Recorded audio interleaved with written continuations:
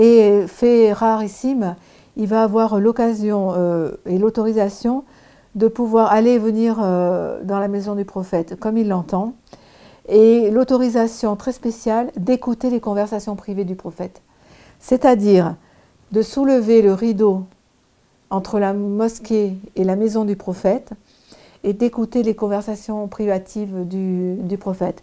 Voilà, le prophète donc lui donne la permission en lui disant « Tu as ma permission de lever le rideau et d'écouter mes conversations privées jusqu'à ce que je te dise d'arrêter de le faire. » C'était à un tel point que les visiteurs disaient et pensaient, quand ils voyaient Ibn Masoud rentrer, sortir, sortir et rentrer, etc., qu'il faisait partie de Al-Bayt, c'est-à-dire la famille du prophète. Alors Ibn Masoud va avoir plusieurs surnoms pendant cette période. On va l'appeler le porteur de miswak et le porteur de pantoufles, et le porteur de lit, parce qu'il portait tous les faits pour que le prophète puisse dormir n'importe où. Il était constamment avec le prophète, tant et si bien qu'il fut imprégné des bonnes manières du prophète, au point que l'on dise il était le plus proche, ressemblant au prophète en termes de caractère.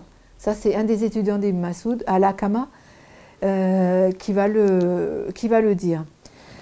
Ibn Masoud, en plus d'avoir la bénédiction des 2 migrations, aura la bénédiction d'avoir participé à toutes les batailles du prophète, sans exception.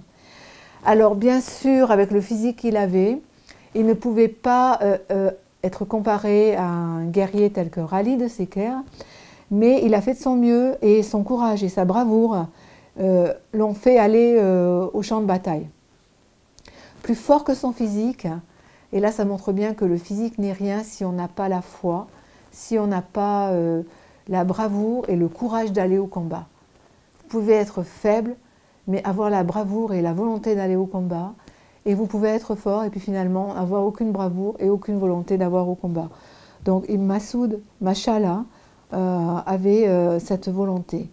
Voilà, on dit qu'il n'est pas l'égal d'un Hamza ou Umar, mais qu'il était brave, et il a fait ce que sa petite stature. Il faut savoir qu'il était, quand les Sahaba étaient assis, il était quasiment pas plus haut qu'un Sahaba assis, quoi. Il était vraiment très petit. Donc il a fait ce qu'il a pu pendant les batailles, mais il a participé, et sur son CV, il a toutes les batailles de marquées. Alors le prophète a honoré Ibn Masoud plusieurs fois. Il lui a honoré avec ses hadiths quiconque veut réciter le Coran fraîchement révélé, c'est-à-dire juste après la révélation, qu'il le récite comme Ibn Abd. Abd était la maman d'Ibn Masoud, elle était appelée comme ça. Et Ibn Masoud était souvent appelé par ce nom, Ibn Abd. Donc il disait qu'il le récite comme Ibn Abd le récite. Ensuite, apprenez le Coran d'une de ces 4 personnes, et il va mettre Ibn Masoud en premier. Donc Ibn Masoud, Salim, Maoula Ibn Uzaifa, et Ubay bin Ka'b et Muad ibn Jabal. Voilà, Ibn Masoud est le premier des 4 personnes mentionnées par le prophète pour apprendre le Coran. Alors ensuite, le prophète a une occasion, va écouter sa récitation, il sera avec Omar et Abou Bakr, et après sa récitation, Ibn Masoud va faire une prière pour que sa foi soit ferme, pour qu'il aille bien sûr au paradis, qu'il n'y ait pas de, comment dire, que rien ne l'empêche de croire du mieux possible. Et le prophète va dire, sans que Ibn Masoud le sache et s'en aperçoive, « Dis et cela sera acquis. Dis et Allah te le donnera. Dis et Allah te le donnera. » Le prophète veut que tout ce que Ibn Masoud a mentionné dans sa prière, après une si belle récitation, soit acquis pour lui. Allah te donnera, Allah te donnera, Allah te donnera. Et il y avait avec le prophète Abou Bakr et Omar.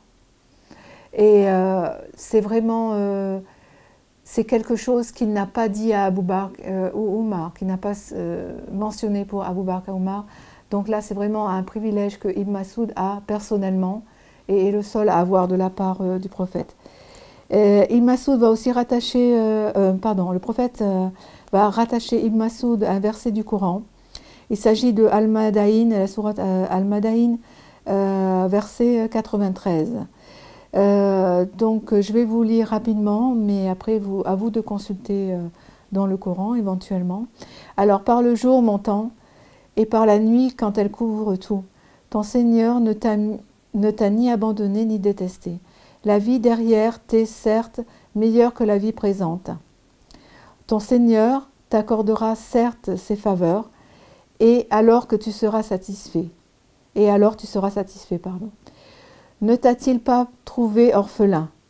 Alors il t'a accueilli. Ne t'a-t-il pas trouvé égaré? Alors il t'a guidé.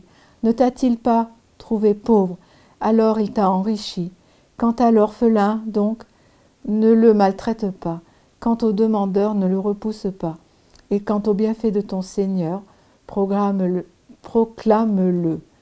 Et le prophète dira à Ibn Masoud, tu fais partie de ce verset.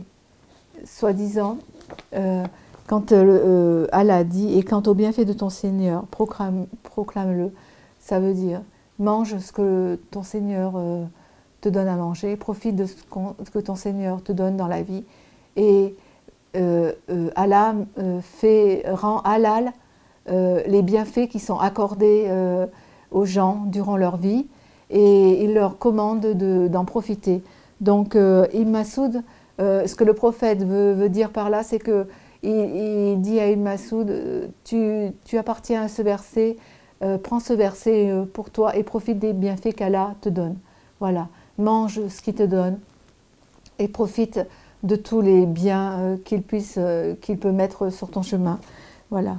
Ibn Masoud devient le meilleur réciteur du Coran, Qira du Coran. Donc après la mort du prophète, Ibn Masoud jouit d'un statut vraiment supérieur parmi les Sahaba. Omar dira de lui, c'est une petite pièce, entendu la pièce physique, quoi, la pièce comme une chambre, voilà, une petite pièce remplie de foi et de savoir. Voilà. Omar, après avoir fondé la cité de Koufa, envoya Ammar comme gouverneur là-bas pour les questions administratives et de gouvernance quotidienne, et pour les affaires religieuses et pour être juge, il va envoyer Ibn Masoud. Et Koufa va être vraiment relié à Ibn Masoud pour le restant de l'existence de Ibn Masoud, et encore de nos jours. Quand ceux qui connaissent un peu l'histoire de l'islam pensent à Koufa, on pense à Ibn Masoud. Voilà, c'est automatique. Alors, Omar aimait beaucoup Ibn Masoud, et Omar a eu beaucoup de mal à se séparer de Ibn Masoud et l'envoyer à Koufa. Donc, il va dire aux gens de Koufa, il va leur faire une lettre et leur dire, comme bénédiction pour les gens de Koufa. Cela veut dire réaliser que c'est un grand sacrifice pour moi d'être séparé d'Ibn Masoud. Alors, appréciez-le. Voilà. Appréciez ce sacrifice que je fais en me séparant de Ibn Masoud et en vous le donnant. Sacrifice en termes de savoir, bien entendu. Alors, Ibn Masoud, maintenant, va étudier sa période à Koufa, qui est sa plus grande période. Donc, il est définitivement, je le disais, associé à la ville de Koufa. Koufa devient, sous l'impulsion de Ibn Masoud, la première université de l'islam. Alors, en termes d'université, quand je parle d'université, il ne faut pas comprendre l'immeuble, enfin la bâtisse, l'université telle qu'on l'a. L'université physique, il faut comprendre un regroupement, à l'époque, un regroupement d'étudiants qui apprenaient sous la coupole d'un professeur. Voilà, le lieu université n'existait pas en lui-même. Il se rassemblait dans la grande mosquée. Il n'y avait pas de lieu qui était l'université. L'université, c'était l'échange de savoir entre le maître et les étudiants, la transmission du savoir, voilà. Alors, elle devint la première université de l'islam, je l'ai dit, bien sûr après celle du prophète à Médine. Alors, j'ai dit donc l'université n'est pas la structure, mais les étudiants qui vont la former. Et celle de Ibn Masoud était bien sûr la première et la meilleure des universités. Alors, je vais vous préciser aussi qu'il y avait à l'époque 3 universités. Donc, celle de Médine, on avait comme professeur notamment Abu Huraira, on l'a vu. Mecca, il y avait Ibn Abbas, le cousin du prophète, qui était enseignant là-bas. Et à Koufa, bien sûr, Ibn Masoud. C'était vraiment les 3 villes universitaire, on va dire, de l'époque où l'apprentissage de l'islam, du Coran, était effectué, était fait. Voilà, sous l'impulsion de grands sahaba.